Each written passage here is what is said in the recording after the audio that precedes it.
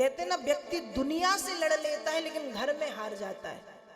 व्यक्ति दुनिया से लड़ लेता है लेकिन घर में हार जाता है। वैसी ही हाथी की स्थिति है। जब तक घर के साथ खड़े थे वो लड़ रहा था, लेकिन जब वो भागे तो वो टूट गया, वो हार गया।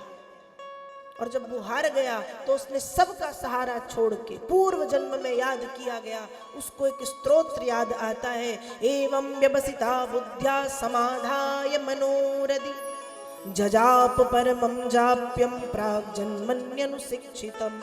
अपने मन बुद्धि चित्त को एकाग्र करके उसने भगवान को पुकारा है। और उसने भगवान को पुकारा है तो भगवान के कानों में ये वाली पुकार जल्दी पहुंचती। कहते हैं जब भक्त सुख में पुकारता है तो शायद भगवान उसको ना सुने, क्योंकि भगवान को भी पता है कि प्रसन्न है। लेकिन जब भक्त आर्त भाव से पुकारता है, जब भक्त दुखी होकर के, जब भक्त रो करके पुकारता है, तो आर्त भाव से जो पुकार लगाई जाती है वो बहुत जल्दी पहुंचती है। बिंदु जी महाराज का एक और भाव है, थोड़ा सा सुनो।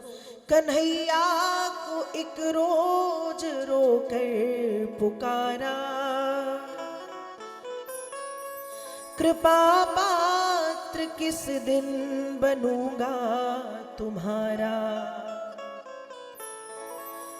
वो बोले कि साधन किए तूने क्या कुछ, मैं बोला किसे तुमने साधन से तारा, मैं बोला किसे तुमने साधन से तारा।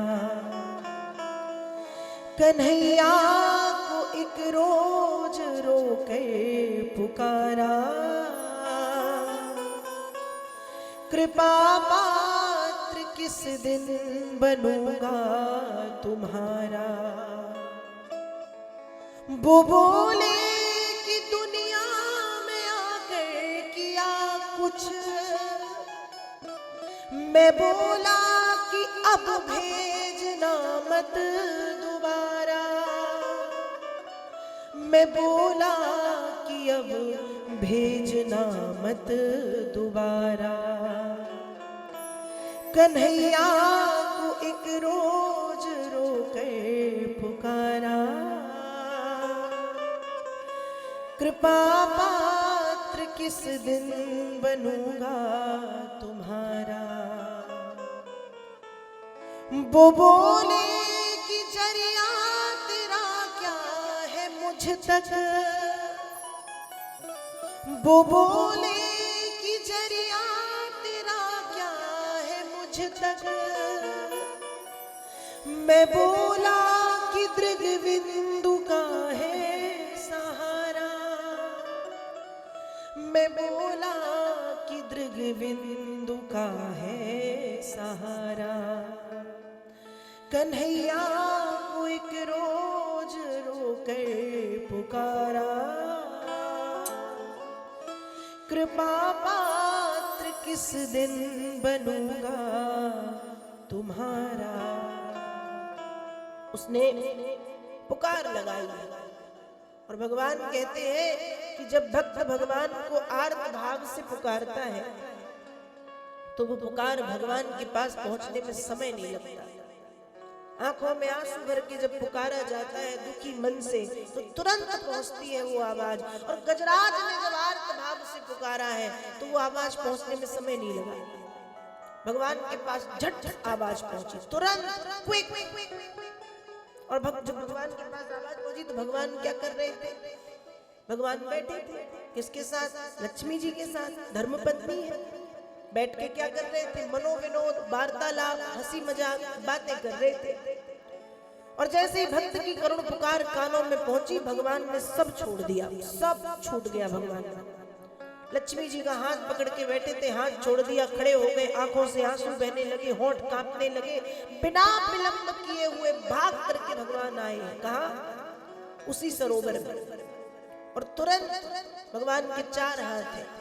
और रत्नाकर कवि लिख रहे हैं संग बारे महत मतंगन के संग सवे निज निज प्राण ले पराने पुसकर सो कहे रत्नाकर बिचारो बलहारो तब तेरी हरि पारयो कल कंज गही सरसों पहुँच ना पायो पुनि बारी लो न जोलो वह तोलो लियो लपकी उबार हर बरसो 100 चलायो चक्र 100 ललायो गहयो 100 भुसुंड पुंडरीक एक कर सो।